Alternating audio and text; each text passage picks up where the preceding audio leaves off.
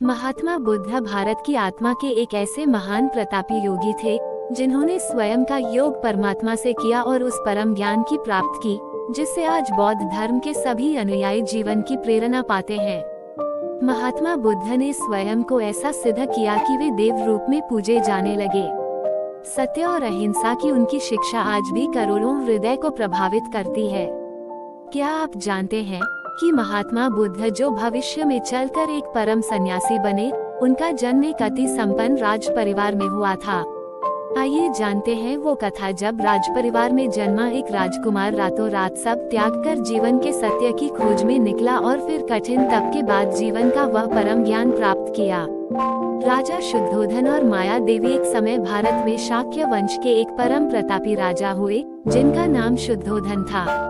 शुद्धोधन को पत्नी माया देवी से एक पुत्र की प्राप्ति हुई जिनका नाम सिद्धार्थ रखा गया।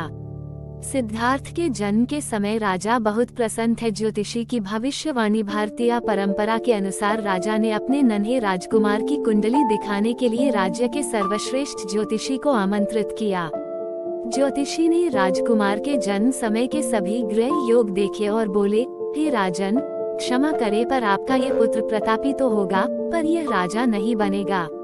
इसकी कुंडली में उत्तम ग्रह योग है परंतु राजयोग नहीं है।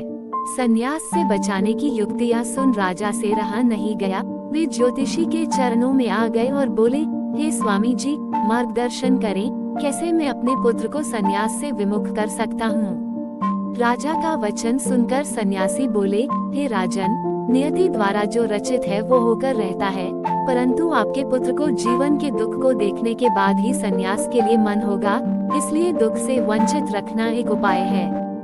राजा ने किए प्रबंध सुनने के बाद राजा ने पुत्र को दुखों से वंचित रखने के लिए उचित प्रबंध किए।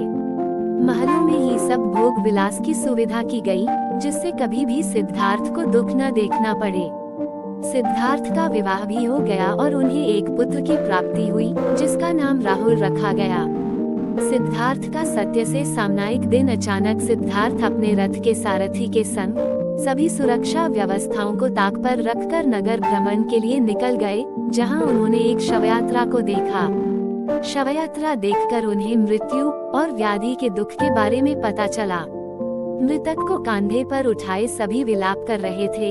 ये देखकर सिद्धार्थ का मन विचलित हो गया। ये दुख से बचने का तरीका वो मन ही मन खोजने लगे।